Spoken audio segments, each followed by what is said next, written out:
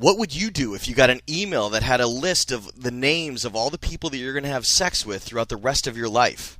Well, that's exactly what happened to Daniel Waters, and now he's made a documentary about it. Wrote a screenplay about it. It's kind of a sad story because it really wasn't an email, it was like a note card. But Dan changed a few events from his own life experiences to make it into a story that now must be told. Howdy, I'm Jeff Goldsmith, Senior Editor for Creative Screenwriting Magazine, and it's true, we have Daniel Waters with us today, the screenwriter and director of Sex and Death 101. That's right, that's the podcast you're listening to. Sadly, this is not the second episode of Independent Visions in the Studio System, which Daniel Waters was also a part of, but don't worry, that will be up, I promise, eventually. We're very excited to have Daniel Waters for Sex and Death 101, a funny little flick that is definitely quirky, just like the man who wrote it. Of course, make sure you listen all the way to the end of this podcast where Daniel Waters and his friend Josh Olson, the writer of History of Violence, explain the true power and impact on their lives that being interviewed by Creative Screenwriting Magazine has had. So make sure to remember to listen all the way to the end for that. Of course, you should look for the new issue of Creative Screenwriting Magazine on newsstands now in the United States, Canada, and Western Europe. You could find it at your newsstand or at, of course, Barnes & Noble or Borders Books. And you could go to www.creativescreenwriting.com to find out all the details about what's in our latest issue. But now, without further ado, let's jump right onto the stage as I introduce Daniel Waters to talk about his new film,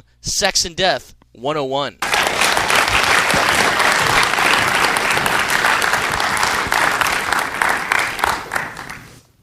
Thanks for coming down. Hello.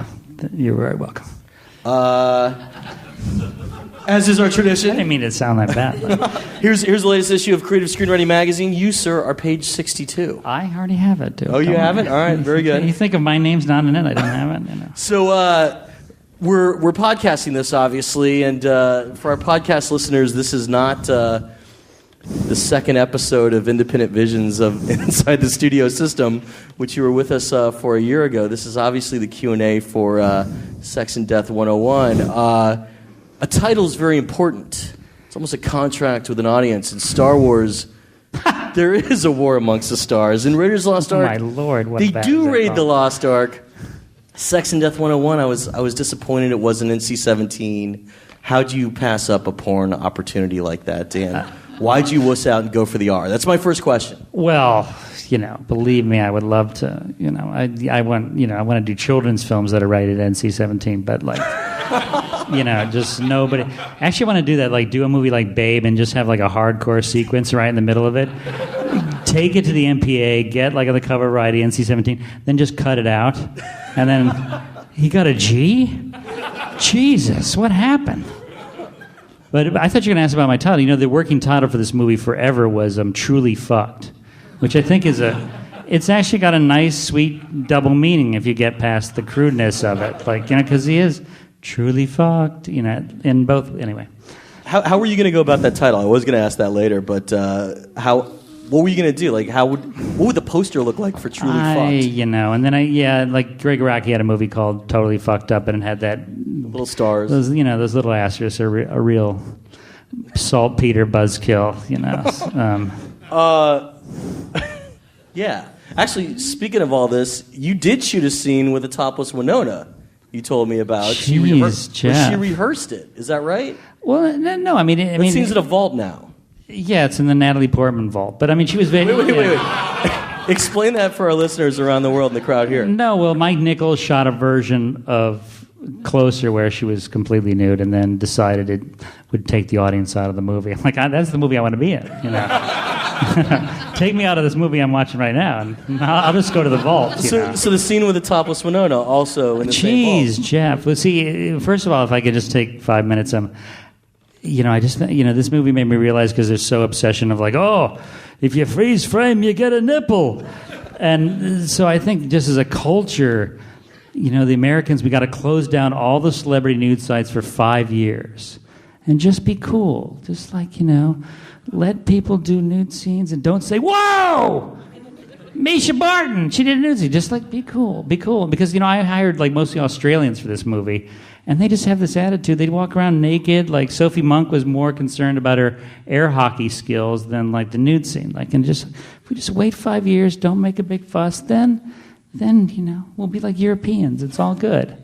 But yeah, Winona was Winona was just very she was very Mrs. Roper on the set. She was very funny. She was like, because I promised her it would be a closed set, and yet we ended up using 2 cameras, and I swear to God, there's like 2 boom guys that day, and like a park ranger holding a wire, and I didn't know, but she was very open about rehearsing it, but But it's actually in the contract, right? Like a skin scene contract of what you can and can't show. Is that correct? Well, when she had approval of the scene. Okay.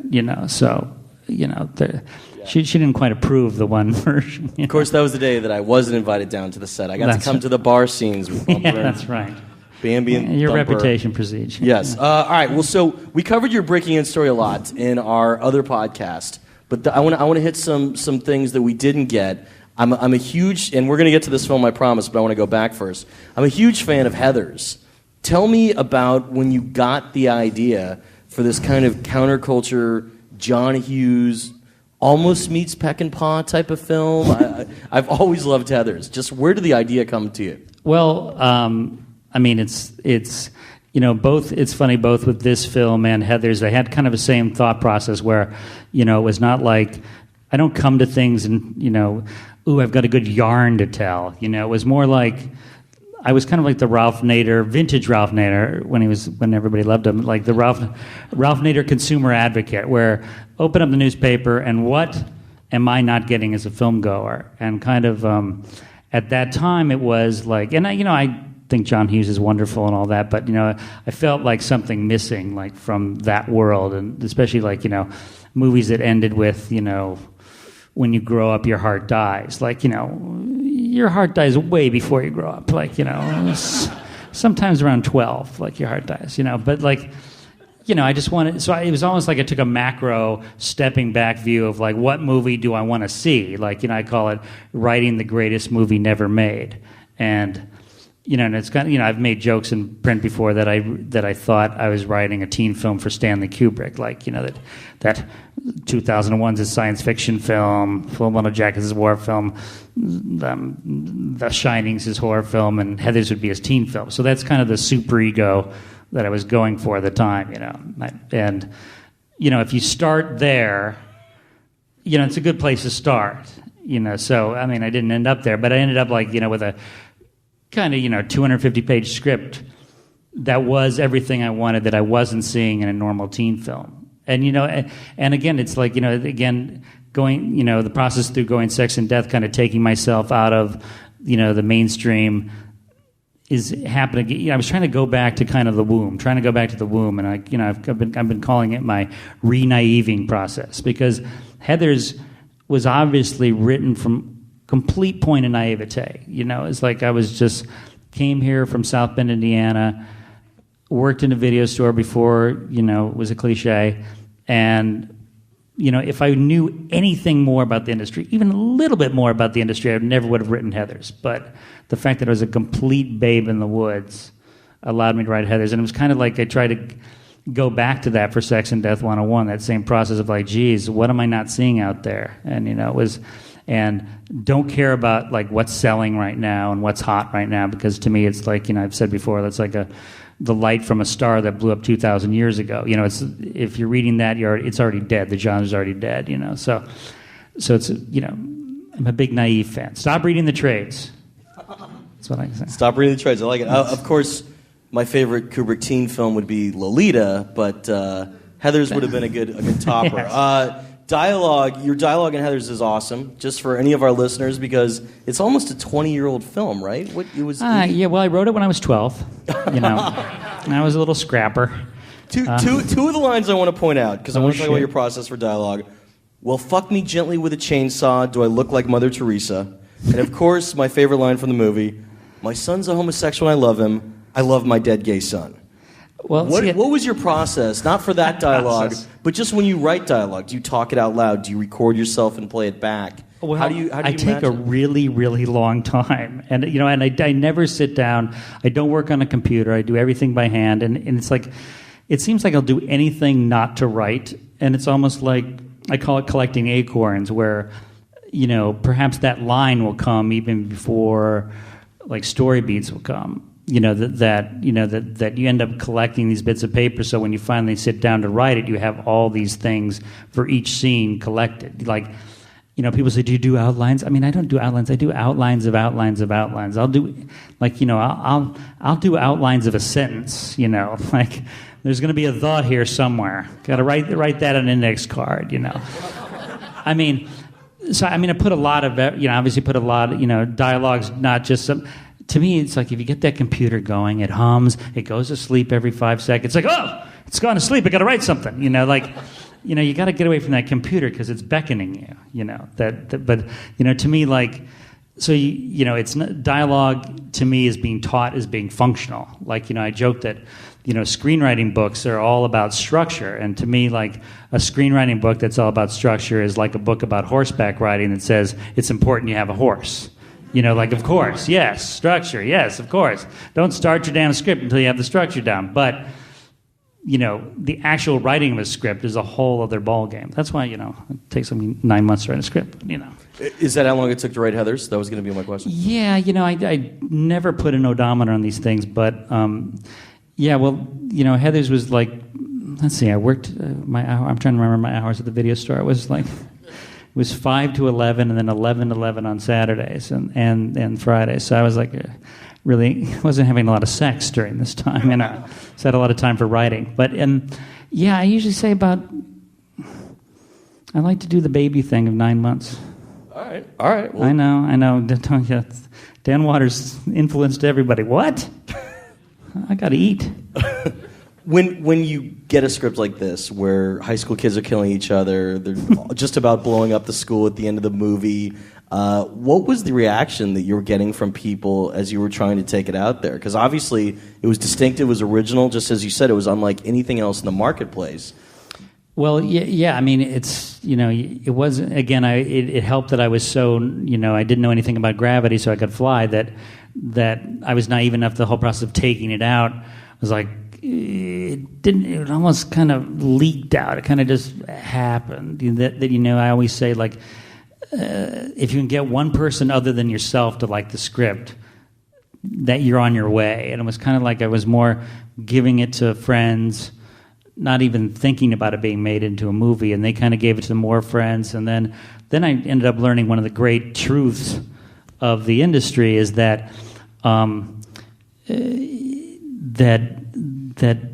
that if you write something original, that makes the studios more interested in you. And like my point being is that if you say to yourself, I'm going to write a commercial script and sell it, they think you're an idiot. Like, it's like going up to somebody at the bar and like, hey, let's have sex. Like they go, ooh. But then if you have somebody, I don't care about the industry, I don't care about writing mainstream films, I'm only going to write my quirky film. That's the guy we want. That's the guy we want to write our Whitney Houston Genie film. That. Because I remember. It's an awesome pitch, by the way. I remember reading before I came out here, actually, an article in People magazine, if you can believe it, of Jim Jarmusch, and Jim Jarmusch was talking about how he came out to Hollywood and he was offered Porky's 3 to direct. And I remember thinking, oh, what a fucking New York asshole! Like, oh, I'm gonna make fun of Porky's 3. Like, nobody asked you to do Porky's 3, and now that I've been doing this for a while, they asked Jim Jarmusch to do Porky's 3. And they didn't want him to do the crazy Jim Jarmusch Porky's 3. They want him to do Porky's 3. And they just, so my point being is if you want to sell out, you have to be really original and creative. So sorry.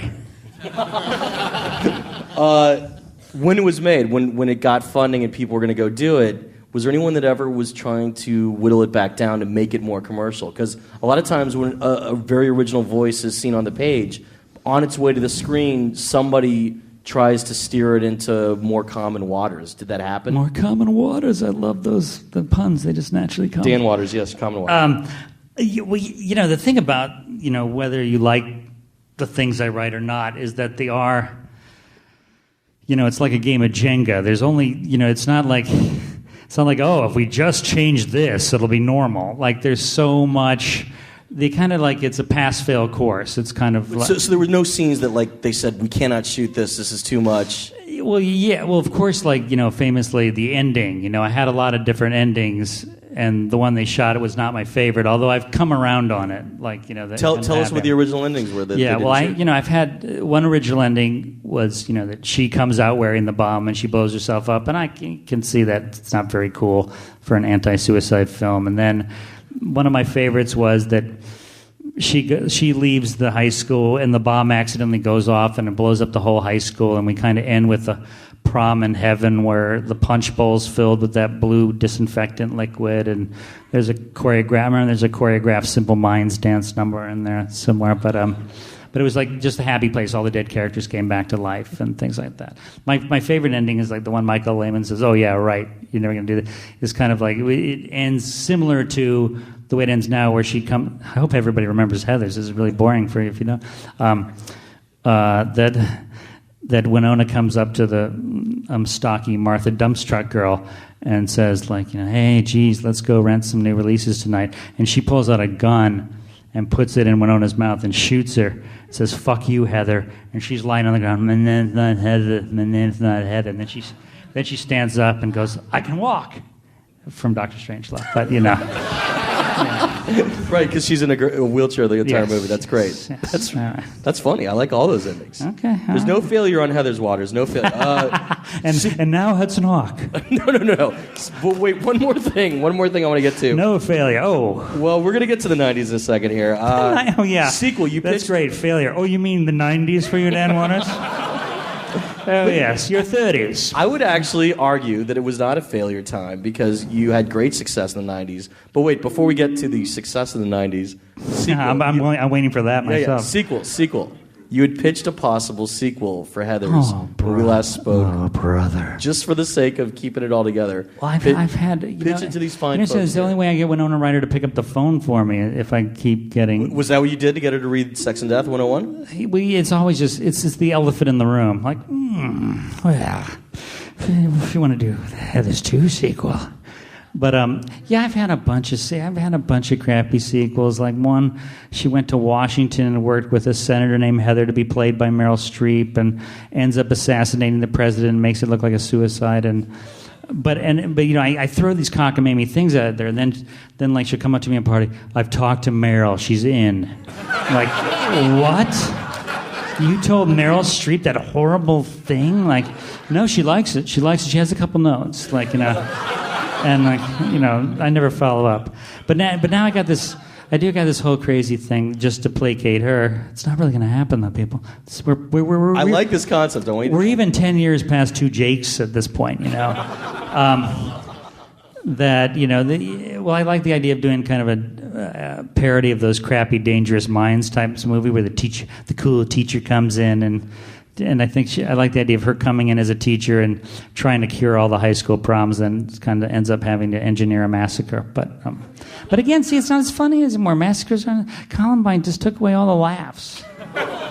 Well, remember, tragedy plus time equals comedy. So there was a scene. I mean, I was just watching. They had a little salute to Heather's thing in Seattle, and I'll go anywhere. You give me a plane ticket. I'm there. Yeah, and they had the scene where the funny early scene where he just stands up and shoots the two jocks with blanks. Like, oh. And then they cut to these laughing girls. "Oh, he's going to be suspended for the rest of the week." Like, he'd be on the cover of the New York Times, be the biggest news story of the year, So. Heathers 2, man, I want you to do it. All right, Heathers 2 led to Ford Fairlane. Correct. Why do you don't have to mention all of them? These are big movies. This was your first time collaborating with Joel Silver. Yes. Just give us a basic view inside. What was it like working with Dice on that movie? He was an up-and-up comic at the time. It's tough for a writer to come in like that. Yeah, well, I mean, my script's very good, by the way. The thing is, I saw Ender Dice Clay. They go, "You got to see this guy, Ender Dice Clay." And I saw him at a very small club, and I thought this guy is a brilliant parody of the male psyche. Because I'm seeing him as a little club, and I thought he was hilarious, and I kind of created this, part. And then the problem is there's nothing worse, and this happened with Hudson Hawk, there's nothing worse than working with a star at the height of his popularity. Because that means you're 5 minutes away from everybody hating him. Or as I say, when the movie gets released, Like, so he just kept getting more popular, and it turns out those small clubs became like Nazi rallies. And it kind of just... And then, so he suddenly, because when we started working, he was like, I'm an actor, I'm going to do my lines. And then suddenly, as he became more popular, as we started shooting, he's like, hey, let me change this line here. I love the place for the chicks, the big fat chicks. I'm like, what? What happened? You know, and the same thing with Bruce on Hudson Hawk. Like, he's like, you know, he's in that God position. You know, it's great to work that. It's great working with these guys after they've had the God movie spectacularly fail. But like, you know, my favorite story of Hudson Hawk was wasn't the funniest line in the world, but where he, you know, the married couple, Sandra Bernard and Richard Grant, are arguing, and he goes, I guess I know who wears the penis in this family. Okay, not the greatest line, but, you know, a little clever. So Bruce comes up and goes, okay, I got something a little better. So, who's got the dick? And she's like, oh, you know, hey, that's great, Bruce, but, you know, penis in the family, was like play on pants in the family. Got it. Who's got the dick? You know, but finally, we got him to do one take. But, you know. What was the most surreal moment you remember from Fort Fairlane? The moment when you knew that there could be some trouble there? When did I not? Oh, well, the first day of shooting of that movie is still my traumatic experience of life. And it was Gilbert Gottfried just coming on and just like not knowing any of his lines and just saying, she was a pig, so I fucked her. Like, what? You know, just like, you know, and not that my script wasn't crude, you know, I can play blue, but I mean, you know, it was just so unfunny, and it was like, and then, you know, that whole casting was like, you got Wayne Newton as the villain. It was just like one, you know, this helped make Mark Waters a director, though. He like your brother, Mark. Yes, he comes on the set and sees, you know, the Teutonic comedy stylings of Rennie Harlan directing Priscilla Presley and Wayne Newton. He's like, fuck med school. I'm going to become a director. Did he really drop out of med school? He never wanted to be a director. He never wanted to be in the industry. He wouldn't go see Star Wars because he was playing outside. He didn't care about movies. Then after this, suddenly, I'm going to do the movie. Oh, if you can do it, anybody can do it. Oh, look at this. Hey, my version of Heather's made $100 million. This is ironic. This is crazy. Well, he went on to do Mean Girls. Yes. Spiderwick Chronicles just came out a couple months ago. Yeah. Does those big pictures. Yep. Freaky Friday. No animosity whatsoever. Well, I was going to ask later. Will you guys? No. Mine were called the Heathers. His were called the Plastics. Totally different. Will you guys? I kid. Will you guys ever work together? Absolutely. Yeah. Is there something in the works? Yeah, because I like to get the money up. I like to wet my beak a bit before he remakes Sex and Death 101. Is like. It's gonna be Kiss on My List with like Hall & Oates song. It's gonna be 5 names on the list and Kate Hudson's. Oh, my name's really this. Doo-doo. On my list. Seriously, I kid my brother. It all goes back to the family. It all stays in the big same tin.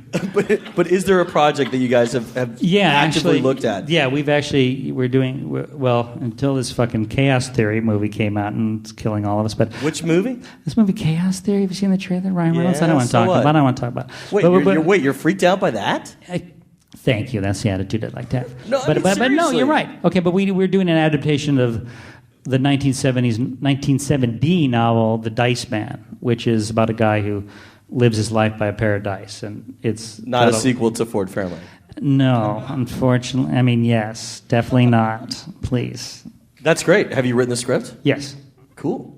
I hope it goes. Yeah. Don't get freaked out by trailers. Okay. Hudson Hawk. I swear to God, we're moving on. But Hudson Hawk, marketing nightmare. Post Die Hard, all the fans wanted an action movie. That's what they were expecting from Bruce Willis. It was sold as such. They had no idea. They wanted anything but what they got. But they had no idea there was going to be any comedy in there. And you have great offbeat humor. Neither did the audience. No, the trailer. Okay, the trailer. Yeah. The trailer. Because, I mean, the trailer sold it as like a Die Hard-esque, very straight-laced. It was, they had been in the test screenings. Well, right. So I'm asking, like, what was it like? The first cut of Hudson Hawk was, let me just tell you about that test screening. If you can imagine the first test screening, the 2.5-hour version of Hudson Hawk. And this woman in a wheelchair tried to walk out. I mean, not walk out, but she started to buzz her motorized wheelchair, and she got caught on the carpet. And she kept going, And I'm about to say a very bad word, but I'm sorry. But Joel Silver goes, "Will somebody get that crippled cunt out of here?" But it's like that's when I knew it was you better get that Batman gig pretty quickly. I was in high school at the time. I thought it was hilarious. I laughed my ass off. There were people that couldn't get it. They didn't understand it. It's actually Were there studio notes? It's actually got an unironic cult following, and I do, and they love it in Amsterdam and Spain, and like whoever did the subtitles there, just very good job. But it's very funny. But they do like tonal changes, and they're like, oh, they're going to start singing now. In Spain, they're like, oh, this makes perfect sense. Like here they're like, what? But yeah, no. Was the studio kind of getting nervous upon release, not sure what they had? They just thought Bruce could do no wrong, and so it's kind of like that. They just had the utmost. They just thought, we have Bruce Willis in the movie. How can we fuck it up? Even if the movie's bad, people will still go see it. And then, like, no, this time we're not going to see this one. Well, it's funny because I just felt like I was getting unprecedented, like, behavior. Like, it was the first movie that Roger Ebert and Gene Siskel, like, they would always go, and tonight's show we're going to review this or this, and then, and what happened to Hudson Hawk? Like, it's the first time they ever, like, said it before they actually reviewed it. And then James Lipton, I'm watching Bruce Willis and James Lipton. I mean, this guy loves fucking everything. And then it's like, he comes to Hudson Hawk. Wow, Hudson Hawk, huh? A lot of people didn't get that one. Like, James Lipton? I can't even get a pass from him? I mean, it's just no fair. Again, I think it was the way that it was marketed at the time. People were not in any way, shape, or form expecting that kind of humor because it was on the heels of Die Hard. It was the next movie that came out after Die Hard. It did, like, people love Die Hard, as they should. It's one of the great action films, but they had that, they still kind of hate of Bruce Willis' smirkiness, and this, like, even though I thought I was kind of making fun of Bruce Willis' smirkiness, that they thought it was like the Mount Rushmoreization of his smirkiness, so it got... All right, moving on to Batman. I swear we're getting to this film. Just got to ask, it was at a time when studios were still very unsure what a comic book film could be. The first Batman movie really came out of the gates, showed them that there's potential again. This has got to be a top assignment. And I told them there wasn't. No. I mean, this has got to be a top assignment to get. Yes. What was it like for you to get that top assignment in the town, the sequel to that huge film? It was more like...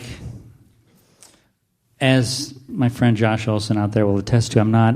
The writer of History of Violence. Yeah, yes, I was Josh. not... he hates the movie and says that I'm not a proper Batman film. He says the movie is a great movie for people who hate Batman. And, which I kind of cop to. I love Catwoman, I like Penguin. Batman always kind of boring to me. So I'm sorry. But, I hated the first Batman so much that it was actually like, this is my, well, I'm about to show him how it's done. And a story, I've told this story before, but it's worth repeating because it happens to everyone, was I remember coming out of the first Batman, I go, wow, that guy, it's visually stunning, but my God, what a terrible script. What a horrible, terrible story and terrible dialogue, and then make my own movie. Go through the shit, and it is like, you think it's a dream come true, but it's like having sex with 50 condoms on. That it's just never what you want it to be. So it's like you get those glimmers of excitement and fun, but anybody who writes on the internet about how much they hate one of my movies, hate Batman Returns, I'm always like, I wish you could win a contest and get to write a Batman movie, and then you'll see. Because after I came out of Batman Returns, I come out. And there's a guy walking from me. Whoa, that was visually stunning, but what a piece of shit script. I'm like, no, that's not the way it's like Night Gallery. Like, no. And his name was Joel Schumacher. Yeah. Yes, that's right. Sorry. Well, thank God for Joel Schumacher, because the best reviews I got in my life were after Joel Schumacher. Like, people who didn't like Batman Returns were like, it's Bridge on the River Where's the Kwai. dark brilliance of Batman Returns? What? You gave it 2.5 stars, motherfucker. But again, I mean, you're coming off of Hudson Hawk before you're getting that assignment. How hard was that to land? Because the competition must have been fierce. Well, it's not fierce because Tim Burton's kind of in his own little tower, and it's not like he wants to audition 100 writers, and it's kind of like I had met with him about maybe doing Beetlejuice 2, and obviously the producer of Batman Returns who was working with Tim was Denise Denovi, who produced Heathers, and Tim was a fan of Heathers, and it was interesting working with him. I think it was, and you can tell by kind of more of the writers he works with now that we enjoyed each other's company. We had a weird, I called it like Rain Man with 2 Dustin Hoffmans, that, he kind of needs that Tom Cruise character because, if you watch us in a story meeting, just like, the fuck is going? Like, some of those science fiction things where they're reading each other's mind, but nobody's speaking. Like, and there's people behind a two-way mirror, like, what the hell's going on? They just keep making noises, How are they communicating? I'm going to skip Demolition Man because we covered it in our other podcast. It's a really nice movie, though. Yes, yeah. but also... Schwarzenegger, come on. That was me. President Schwarzenegger, come on. Before he even ran for governor. That's right. Very forward-thinking. But I'm going to ask you this. Yes. You did 3 films with Joel Silver. He's a big producer. What was something that you learned from the experience of working on 3 films with a guy like that? Well, I learned as much as as much as you love somebody, and again, I love the guy, and as much as you commune with somebody, at the end of the day, you really have to choose what movie you're going to do. And I felt that we had this great repartee, but I felt like I was putting a giraffe's head on a rhinoceros's body, which can be interesting. Maybe not for a mass audience. I call those movies the island of misfit toy filmmaking. That Hudson Hawk is the squirt gun that shoots peanut butter, and Ford Fairlane's the train that has the square wheels. But which I think is cute, but not if you're running a studio. As I say in my biography, I helped a lot of studio executives land independent production deals. Was there anything interesting about Silver's way of looking at story? Well, that's the thing. We have a very common thing in story, and it was kind of in the creative... He was notorious for beat sheets and stuff like that. Right. Jeez. Well, my favorite story is, like Hudson in Ford Fairlane, we had I had these exposition scenes, or as what I like to say, plot. And he's like, God, this scene here, can't we just move it into this scene? Like, okay, all right, but, it's kind of like we're just going from gag to gag, I think we need some plot here. And just like... Can't you just we'll put it in the warehouse. We'll put in and this became this mythical warehouse scene where we explain the entire plot, where it's just like, can't we just put this with the warehouse scene? I'm like, shit, all right, that warehouse scene's getting pretty big. And then it's like, well, can't we cut when he has to stay in the sorority? No! We can't cut the sorority hideout scene. And just just put in the warehouse scene. And then we end up cutting the warehouse scene. And I'm just like, well, you know how it is. That's really tragic. Yes, and Hudson Hawk had a similar thing where we had the kind of main set piece of the movie was a scene in the Kremlin where the CIA is coming in one side and he's coming in the other side trying to rob the same safe, and all these plot things happen. He's like, hey, Dan, the Kremlin scene, can you rewrite it so it all takes place in Andy McDowell's apartment? So then it becomes like, hey, look what we did yesterday. So I don't know. These are the things that come up, But what I like about Joel, and it's something I do, and it was touched on the creative screenwriting thing, and especially in Sex and Death 101, where a lot of... Oh, very fun. So when I was doing Ben-Hur, is that instead of having, I think a lot of people do these stories now, they write screenplays that are very precious, that have this beginning, middle, and end, and we're going to tie this up at the end, and both me and Joel Silver well, why can't we make that little end scene the next scene? So after that scene, we get to go even further in the journey. So this whole movie could have been about Julie Bowen and then getting together. It could have stopped and gone down a cul-de-sac at any moment, but I just like going, both me and Joe, let's keep moving, let's make the end of the movie the next scene, and then let's just keep pushing it to the end, and then we'll end up on Pluto. Like Thelma and Louise, let's just keep going. Yes. All right. In our other podcast, you mentioned that you were feeling like you were losing your voice a little in the 90s, and you kind of got it back this century. We're in this century now. When you were writing and directing... Tell my business manager. Yes, when you were writing and directing Happy Campers, and now obviously this. Talk about going away from the studio system and kind of just I think, following your own muse? Yeah, well, it's funny. Gaining your own voice back. Well, it's funny. Every writer has this fantasy of, I'm going to do one for them and one for me. And, as I think I said this at the other podcast, that it ends up being all for them.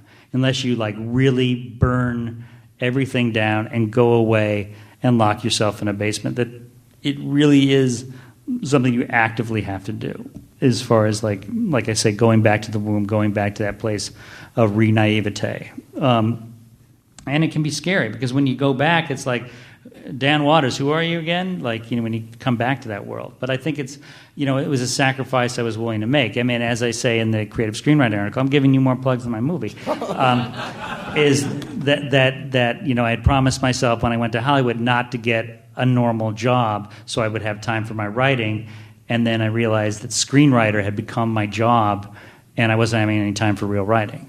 So I think it is a scary thing, but you have to, to me there came a point where I'd rather be Van Gogh hanging over a desk with a drawer full of great scripts than, an IMDb page full of more Hudson Hawks, or you know what I'm saying. Yeah. When did you get the idea for tonight's film, the concept of this list of 101 names? Well, yeah, again, this came back from like kind of my macro Ralph Nader stepping back and what's not there, and I was like, most art films about sex are really dark and disturbing, and you'd think sex was like eating a baby or something.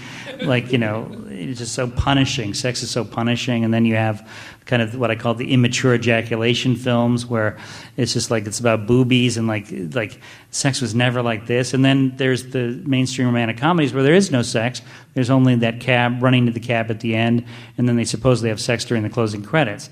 And to me, there was a world, and it was in movies of the 70s like Bob, Ted, Carol, and Alice and Shampoo and Carnal Knowledge, where there was this thing called the adult sex farce. And I think not only has the sex farce disappeared, the whole concept of adult has disappeared. Like, I got caught sneaking into Manhattan. That's like, Michael Murphy saying the word fuck. And, and now, like, 12-year-olds are, booting up porn, like, easily. So I think that whole circus tent of adulthood has somehow gone away. And I wanted kind of just like a fun, a film that wasn't afraid to be goofy. Like, I call it my Buñuel meets Caddyshack sensibility, that wasn't afraid to be goofy, but then had like some real things to say about sex. I mean, the idea itself was kind of always, I think it comes, the hilarious thing about this movie is the scenes where Simon Baker's got to play me, like, oh, a naked lady, and Simon didn't know what the friend zone was. Like, what is this friend zone you speak of? What do you... Okay, wait, now speak slow. I say it again. Your third date, and you still haven't had sex with her. I lost you. When you don't know what's going to happen, like you think you get it. No, I have no idea. It's like, you put, I love when he says, I put graphics in your power book. Simon never had to put graphics in anybody's power book, But see, I thought it was a metaphor. Yes, yeah, but I think everybody has that thing of like, Jesus, I'd like to know how this is, whether I should invest myself emotionally or financially in this relationship. And so I think everybody says, like, God, wouldn't it be great if I just had a printout? But then it's the kind of thing where you think about it for 5 minutes, it sounds groovy. You think about it for 10 minutes, you realize you're losing the thrill of pursuit. You're realizing that you're going to be in for a lot of, I try to cover every possible. For the people who didn't like the movie, it must have driven them nuts. He's covering everything. Like, that I try to cover everything but sheep, No incest either, but, None that we know of. Yeah. Well, so, right, the concept stuck with you. How long did you go writing? But talk about, what I call collecting acorns. I had this simple premise, and it was kind of like I would just add on to it a little bit here, a little bit here. I mean, I've been writing the same things. I've been writing the same 5 things since the late 80s, and, it's just kind of like these crops that are finally starting to come in. And that was definitely one that I had an idea a long time ago. And so it's kind of definitely the slow cooker. How long ago would you say? Certainly, I had that kernel of a thought that didn't grow until I became kind of frustrated at the lack of movies about sexuality, but certainly around Heather's time. Wow. And what made you, so many years later, just decide to write it? And how long did it take you to write it when you sat down to do it? Geez, yeah. I mean, it was probably the 9-month thing. Okay. Yeah, I know. I'm sorry. Consistency's good. Such a bad influence, you know. You have a lot of friends that are writers. When you get that first draft done, do you bring it to your friends for notes? Yeah. First, they're shocked that I actually finished something, but yes. But I know, definitely that's a very important thing. Talk about that vetting process. And it's weird because we're so cruel to like each other's scripts. I mean, in a funny way, but like, you know, the worst reviews Ed Wood and People versus Larry Flint got were from me, because I was the first person to read them, because those, you know, Larry and Scott are my best friends, and Josh too. You know, Josh too. I get to, you know, his History of Violence really didn't have. You know, it was one of those little annoyingly short story-ish perfect things that I loathe perfection. I'm an imperfectionist, but you know, but you know, some of the I love to, like, you know, my best friend Larry Karaszewski, I mean, he was like, do they all three have to be named Heather? That's a little pretentious, like, you know. And I'm like, so, you know, even if, you know, if you're a good friend, you still know when they're giving you a shitty note. What were the notes you got on Sex and Death 101? Well, there's one note in particular that everybody gave me. You talk about endings. You've seen the film, right? That the original ending, Winona Ryder's backstory is kind of it's same abusive relationship, but her husband is angrily cussing her out on the phone when he looks up and a plane flies in. He's in the World Trade Center. Oh. Come on, these are the jokes, folks. And so she gets so freaked out by the cataclysm of the World Trade Center, ended up being the greatest day of her life. And she gets a huge check too from settlement, so she just goes on this happy killing spree. And I remember that whole time thing in the Comedy Plus Tragedy equals time. It's been a week. Comedy Plus time. Well, you know, this is unfortunate. Like September 12th, my outgoing message was, they canceled the Latin Grammys? What kind of world do we live in? Sorry, I know it's terrible. But you know, but it's a recommendation to all screenwriters, all you writers out there, that you should always put some September 11th humor in your movie, because, please God, it's the first thing they want you to cut out. And I got to keep the necrophilia because I deal. It was the switch and bait. It was the switch and bait. No, yeah. Switch and bait works. Just no September 11th stuff, please. All right. Any other notes other than the lose the 9/11 stuff that you kind of made it into the movie rather than something that was exercised? Yeah, and she killed people in the first version, which people didn't think was too cool. And you know, Winona Ryder killed people. Winona Ryder's character in Heathers was much more like as bad as Christian Slater. It was much more of a female Jack Nicholson that enjoyed killing. And I know. I learn. See, I take these notes. See, well, so then what was your rewrite process like based on the notes? Was there a period of time? Did you get it all to the same readers at the same time? It's so about, for me, getting that first draft done, and then after that, I have a good time. I'm like, I'm almost normal that I can do rewriting and pretty quickly, and like once I'm in that system. Talk about your habit. How many hours a day do you write when you write? Oh my God, I'm again, like just like any screenwriting teacher out there is going to gag, because I'm just like the worst, least regimented writer ever. And you know, but I end up writing a lot because I take public transportation, so I'm constantly thinking, but the idea of like opening up my computer and starting at a specific time of the day, I just can't do it. It's erratic, basically. Yeah, but I do it constantly, though. You know, it's not like I have to force. I'd never have writer's block or anything like that. You know, I'm just a big scribbler on notes and like that have nothing to do with each other. And it's like, I call it like kind of doing the crossword puzzle questions that you know, and then you go later look at the crossword puzzle and like, oh, okay, now I can do this down. But I never start from a linear position of like, oh, time to write the next scene. You know, there's some slightly surreal elements in the movie. Obviously, aside from just the premise, there's the weird technology of his earphone plastic piece, stuff like that. What did that look like on the page, and what was your issue of like kind of having that hyper real tone throughout?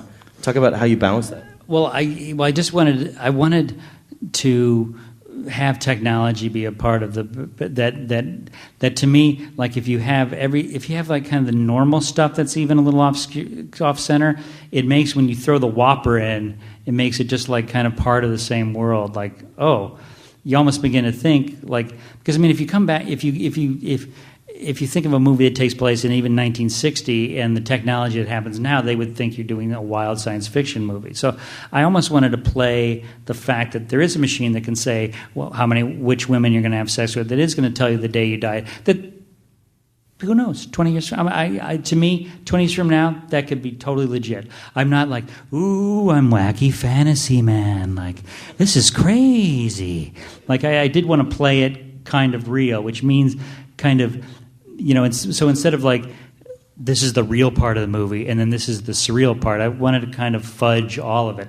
I was kind of pissed off that I even had to do I just wanted him to just be talking and then, sure, 5 years from now you'll have this implant in your body and that, why explain it, No, that's cool. I mean, it's strange. You got the idiosyncrasies going. I love it. You have so many references. I mean, some of the names on the list are like Alexis DeLarge, obviously to Alex DeLarge from Clockwork Orange. Bambi Kid and Thumper Went, the villain names from Bond. Like, were all those in your draft or were those rewrites later? Because there's so many strange references in this film. Again, when the good thing about taking 40 years to write a script is that, you end up like, each character name ends up having, because instead of actual writing, I'm writing, ooh, what should this character be called? Like, that you end up putting so much work on the little idiosyncrasies that you end up with this stuff. Like, yeah, I mean, but you can tell my sensibilities just from the references that they're so, like, the first name on the list is Gene Seberg's name from Breathless, but the second name is Daphne Zuniga from The Sure Thing, so, I'm a big high-low culture guy. You said earlier that you're serving two masters, Buñuel and Harold Ramis. What was it like when you took the script Sex and Death 101 out for funding to become a reality, to become a film? Because it is an offbeat humor, which you're a pro at. Some people would love it. Some people I can see just being lost by it. What was that like trying to set this up? But it is weird sitting down to write a script that a good 40-45% of the movie people are not going to get it. They're going to blow their whistle and say, "Foul! You just changed tones there. Like, you can't do that." Like, that. But again, so how'd you get this set up? But again, it is the I'm Dan, Mr. Magoo, Dan Waters version of setting up a movie. Oh, I did this.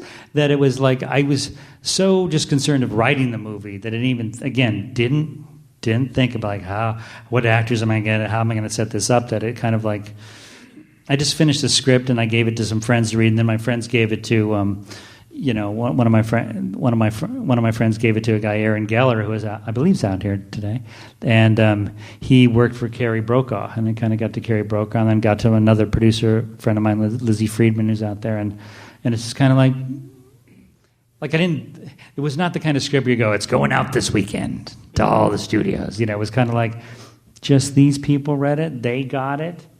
They made me cut the September 11th humor out, but then it was more like it was just a slow process of, And I think I had no illusions that we weren't going to get big stars, but I think a lot of my producers thought every actor in the world is going to want to do this. But actors get really weird about movies about sex. Like they'll say, "The script's hilarious, but you have to go to the bedroom with the shirt off," and like they get really queasy about it. They don't mind it in real life, but I had to cast an Australian though. What was the budget that you were able to raise for the film, if you're able to say? I'm able to say. I think we, it was at $4 million. It ended up being a little over $4 million. How long was your shoot? 25 days. 25 days. Union Crew, Los Angeles. Yeah, I was going to say. What a badass I am. Hello. Come on, even if you didn't like the movie, that was a lot of locations. That was a lot of movie there, a lot of extras. You actually do deserve a round of applause for that. I mean, I love the movie too, but our governor, who was a SAG member for 20, 30 years before he was elected governor, has done nothing to curb runaway production. What was it like to shoot a movie in L.A. on a low budget? Did you get, I'm assuming, waivers from all the guilds? Yeah. I mean, we had to, we definitely had to play that game. But it was great. I mean, but it was funny because I always wrote this movie as taking place in any city USA. So we thought it would be funny. We almost did this. We almost had the movie take place in Vancouver and shoot it in LA. Just like, But we ended up not having the balls, but we should have done that. Let's have people walking around with Toronto Maple Leafs shirts on, But, I wish you would have. There's no clear antagonist in the movie, which is got to be tough for you on the page. I mean, obviously Winona's character is doing bad things to some guys running around, and the list itself is a slight antagonist. What was that like to balance that? Oh, I like those kind of stories. Like, there's so many, even Clockwork Orange, and where you have the one guy, and it's kind of him against the world, and it's not one particular antagonist. It's just like, and we all go through this. Like, I love, there's so many movies, The Conformist, Risky Business. These are all kind of movies where it's just like, not one villain, but it's just like the premise itself is almost the antagonist. I just like movies where the protagonist doesn't know anything more than you do, like, or even less sometimes, like with the having sex with the old woman. I just like the fact that we're kind of ahead of them, but you're not ahead of the movie, really. What was the toughest scene for you to write? Toughest scene? The one you kept coming back to again and again. Jeez. That's a good question. See, that's the kind of questions you email me ahead of time, and then I come up with an awesome answer.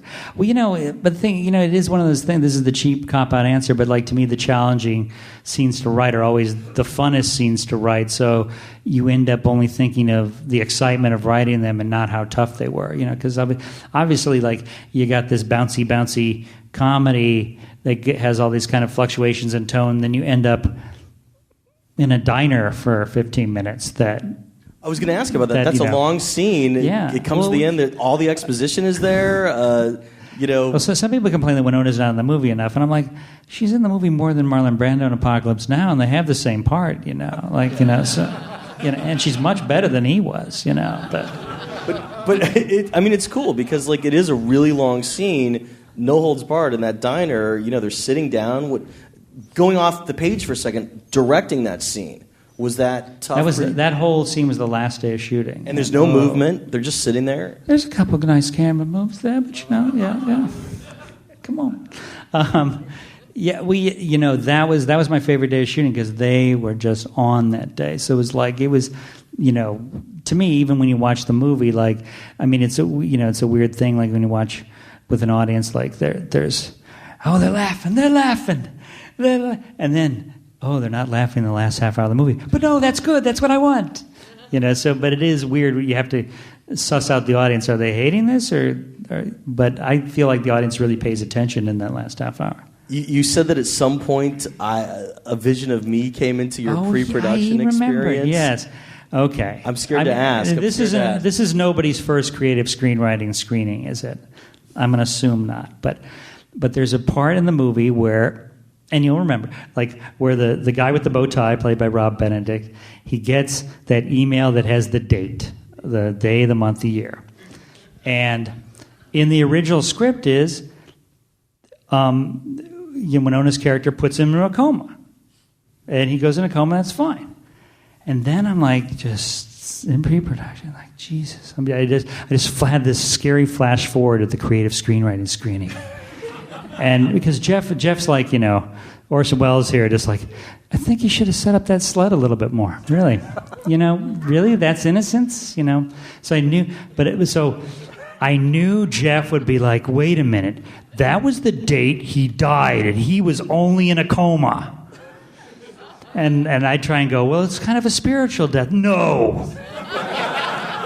You said day, month, year, date of the person's death. So I was like, fuck, I got to have him fall off the terrace. But I'm glad to know that I played a part of someone's death. And it's all you, babe.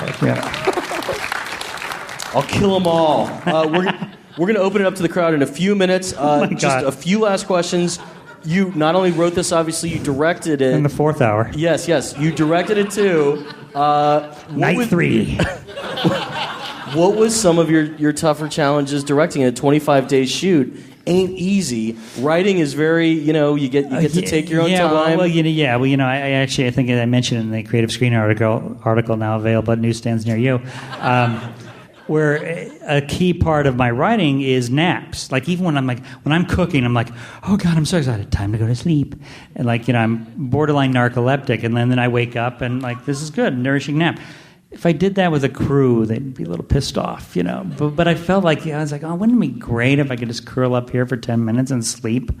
But, so it took my rhythm. The way I feel is when I'm writing, I'm in this warm, nice hut, and then it's time, winter comes, I gotta go direct, and it's I'm fucking out there with the woolly mammoths and the spear and every day's panic and meal penalties and kind of a lot of adrenaline pumping, but just get me back to my cave, which is the editing room. Because once you get in the editing room, it's like writing again. It's warm and fuzzy. But everything is kind of, to me, anybody says directing is easy, and I know a lot of screenwriters who do that. Directing's easy. You just tell the DP what to say. That it's not easy, but it isn't not fun either. I think you have to. If you're not enjoying it, you're doing something wrong. And if you think it's easy, you're doing something wrong. It's weird. Just you're the fourth person in the podcast in the course of a year, the Coen brothers included, that have talked about taking naps while they write. What is it that you get out of taking the nap in the middle? Is it like putting a scene to rest in your mind and coming back to it? Because I'm really not joking. I hadn't heard it until this year. To me, writing, if you do it too long, it becomes like Tetris, and you're like, oh, okay, and then, to me, you gotta go to that expansive dream state where you're constantly seeing the super version of the movie when you go to sleep, and it's just a great reset button. As a writer-director, you could have rewritten a lot if you wanted to during the course of production. Did you? Was there anything that you decided, I've got to change this? Well, see, you passed over my directorial debut, the widely unregarded Happy Campers. But Happy Campers, New Line doesn't want to hear this, but they're out of business anyway. But it was my $12 million film school, and believe me, I learned so much about what to direct a movie, and this is a good thing, writer director. Take it from me. Okay, those crazy things you do to cheat on your margins and it's really 4 pages, but it's 6 pages. When you're a director, you're the one being fucked. So don't do very tight. Don't even do tight.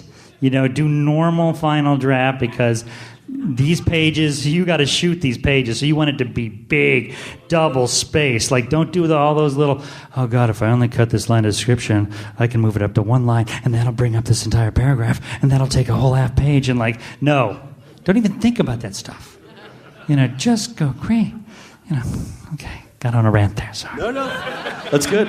Let's open up to the crowd for a few questions. You're going to hear me repeat the question for the sake of the podcast. Right there, you, sir, in the white shirt. Is it true that you originally wrote Heathers as a 5-minute project for Michelle Choquette's class at university? Michelle At Choquette. where? At where? McGill University, where I went to college. Michelle Choquette. I thought he said Michelle Shock's new album, her acoustic set. Did you write it for her first? All right, Smarty Pants. I don't know who you... Mr. Stump the Panel tried to... Is it true you had a daughter, and I am that daughter?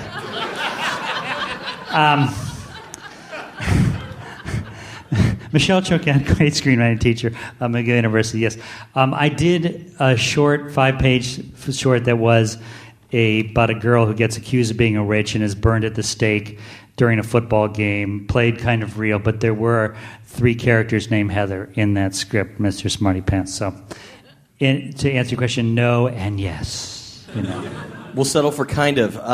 You, sir, right there. Oh. Okay. See, and I took this off my list, but somebody else asked it. It'll come. And I do know. How about that? No. In Demolition Man, how do the 3 seashells work? I should by now come up with an answer.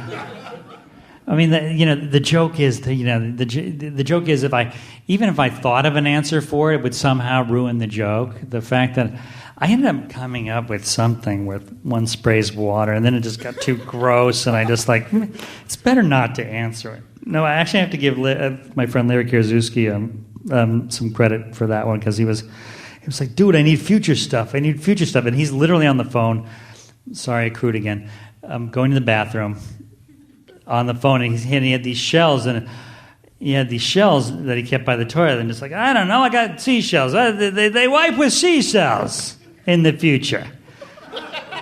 And I like, thanks, buddy. Thanks, Mr. Golden Globe winner, but no Oscar nominee. And he had 10 slots, and you couldn't get one. So I hang up the phone, but then the more I thought about it, like, hey, what if I just say seashells and don't explain it? And not the answer you wanted. I'm sorry. I'll work on it, though. All right. Another question right there, you in the middle. Yeah, is the green door that the machine is behind nod? See, this is the shit. All right, let me repeat. I dig deep. Is the green door that the machine is behind a nod to the Mitchell brothers? Yeah, I mean, that's the thing. When your mind looks like mine, when your mind, I don't know what that line was, but when your mind works like mine, it's like everything's a possible reference. So it's just like, well, what should you paint this door? And I'm like, I don't know. Oh my God, if you paint it green, it becomes Behind the Green Door. And that's the Marilyn Chambers porn film, directed by the Mitchell brothers. Oh my God, awesome. That was for free. Just like, and so it just, off the cuff. Like a guy with a paintbrush. He had a red paint, and then, Behind the Green Door, yes, nothing escapes me. Another question right there, you ma'am in the hat. In Hudson Hawk, what inspired you to make the guy singing? I think that's fun. That's always like the Rubicon scene that, like Owen Gleiberman. He just got a whole paragraph. Why? Why would you stop a movie and have them sing for no reason? I said, no reason. They timed that. That's the way they did it. It's like Joel Silver gets you in that, despite the kind of movies he makes, he loves he's like Mr. Old Movie guy, and he's just that kind of guy. And I just love the idea of this is a problem with me. I thought, because this existing script I didn't like. What I say about Hudson Hawk is, if any other writer would have done it, it would have been a mediocre action movie that we would have completely forgotten. But it took me to make it the world's worst movie. And so it's not the world's worst movie. No, but just no, in quotations. And but it's like, I felt like I wasn't happy with the original script, and I felt like this should be just a big, crazy movie, and I just God, let's have a musical number, and let's put on a show, and it's like I did it, and they filmed it, and I got crucified for it. But I would contend that it is crazy to do that, and that's why Hudson Hawk is memorable. And no one gets away with that in the conventions, and especially the studio system. That's the scene they love in Europe too. Yeah. Another question from the crowd: are there any writers that you tried to emulate? Yes, Chris Rebb, writer of Toy Story 2. That's who I tried to emulate. The guy who asked that question. But what would Chris Rebb do? Well, so, do you mean screenwriters or writers? I mean, no, I'm in love with myself. It's terrible. So you emulate yourself. That's great. What would I do? Oh, Behind the Green Door is what I do. How about this? Casting, you could have easily had a kind of geeky guy get the list of 101 names, but it's really kind of the suave guy. Was there ever consideration? Ben Stiller was a big fan of the script, and he wanted to do it, but then he decided to do Night at the Museum. It's fine. It's fine. $25 million. Who can say no? Yeah, and to me, like I always said, he'd be the Richard Benjamin version of the movie, and I ended up doing the Warren Beatty version of the movie. But to me, you actually have to watch the movie, and there's something weird about when you're watching. And maybe it's the non-autobiographical element that I don't want to see. There's something creepy, and there's also something great about on the set working with Simon Baker, because it just loosened everybody up. What am I doing on the set of this strange sex farce? Oh, okay, Simon Baker, okay. Sure, why not? But but even Simon Baker, he, unlike kind of Jude Law and Alfie, I think he has a warm accessibility that I didn't want it to be the movie about the cat, about the ladies' man. I wanted it to be a pretty good guy, but I didn't want to be the geek who got the golden lamp, and suddenly because you would just be thinking from what's he complaining for? He's getting to see boobies, But it's funny, I was joking today that I was thinking Judd Apatow has actually become my John Hughes, the way John Hughes was when I wrote Heathers. That he's kind of for this movie, kind of like this guy who writes these wonderful movies, but I think he's got kind of a very comforting thesis to his film that kind of every guy is this crude sexual beast, but if you just scratch the surface, they're warm and cuddly. My thing is like over 35, you get a guy who's a nice, mature guy, but if you scratch it just a little bit, he's a sex-obsessed beast, And Elliot Spitzer bored me out, but that. But I think both theses are true, but mine's the one that's going to make a lot less money. What's next? What's your next project that you're actively working on? I'm doing it. Well, I'm doing a couple things. I'm still working on The Dice Man. I just did. I'm also doing an adaptation of a book called Blowing My Cover about a woman in the CIA. That's kind of the. It's not The Devil Wears Kevlar, but it's kind of like it's. I love the Bourne Ultimatum movies, but if you read anything about the real CIA, you wish your CIA was evil and competent like that. So mine's kind of like the making fun of the CIA movie, and I'm also doing a TV series at Sci-Fi Channel, which is what is it? It's called Earthlings, and it's kind of give us the pitch. Sure, it's basically 3 super intelligent beings from another planet come down to Earth to save us, stranger in a strange land style, and Earth fucks them over week after week. It's kind of like it's the very dark, subversive Mork and Mindy, where much more the Adbusters, Mother Jones version. Is it going to film? Is it going to be on this fall or something? Next not fall? This fall, but we're still working on it. Good. Still working on it, yeah. Good. I can't wait to see what you do next. You've been generous with your time. Give it up again for they've been generous with their time. I'm talking about myself here. It's awesome. And that's how the Q&A went down. Special thanks again to Daniel Waters for being so generous with his time and coming down and chatting with us about his new film, Sex and Death 101. And of course, keep listening as both Daniel Waters and Josh Olson reveal the true power of being interviewed by Creative Screenwriting Magazine. If you dug this episode of the podcast in general, consider tossing a virtual tip into our PayPal virtual tip jar by visiting www.creativescreenwritingmagazine.blogspot.com and look for the PayPal icon. Your tips are appreciated and definitely help out with equipment, hard drives, and all the other stuff we need to keep this podcast running. Of course, feel free to check out my blog, which I even managed to update on the rare occasion that I have time to do so by visiting www.jeffgoldsmith.blogspot.com. You can also always feel free to drop me a line by emailing me at yo.goldsmith@gmail.com, and I'll do my darndest to get back to you as soon as I can. Of course, don't forget to click that subscribe button in iTunes or your podcatching software, because that's how episodes are downloaded automatically every time you click refresh. And if you have a minute, feel free to leave us positive feedback in the iTunes Music Store or at podcastalley.com. I'm Jeff Goldsmith, Senior Editor for Creative Screenwriting Magazine, thanking you again for tuning in and telling you to stay out of trouble. Till next week. I've got to get this story. You're signing posters right now. You wrote on the poster to Danny Munso, the journalist who wrote the article for us. To Danny, thanks for getting me laid. I think a lot of people around the world would be curious. How did being in creative screenwriting get you laid? I mean, I guess anyone in the magazine is instantly attractive. Yeah. Well, it was. Well, I get accused of laying out my clippings as it is, but oh, geez, wait, I can't. It's not in front of. No, but I happened to have the magazine laying out, and I had come back from dinner, and I go, I got to go upstairs. And then she read this article, and was like, "This, you sound so great in this article." And then the whole evening turned around, and I mean, she didn't have it she didn't nail it above the bedboard, and said, "Goldsmith." I like to think I was on the equator, or I was in the paint, but it helped get the ball. And what do you think this podcast will do for you? It'll help your phone sex, operating, business. Right. Yeah, well, maybe if you do part 2, I've been getting.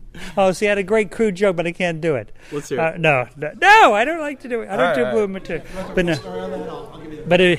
no, maybe if you've left a lot of my babes hanging, until that second hot podcast comes in, they're going to close the deal. All right. You're going to be a closer, Waters. I promise. I am going to post Independent Visions in the Studio System Part 2 this year. I promise. Of course, Josh Olson was standing by, and he will give us the real story. Come here. Now you're wussing out? What is this? It's too obnoxious.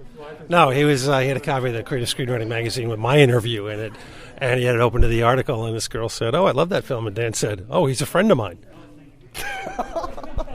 Finally, the real story now can be told.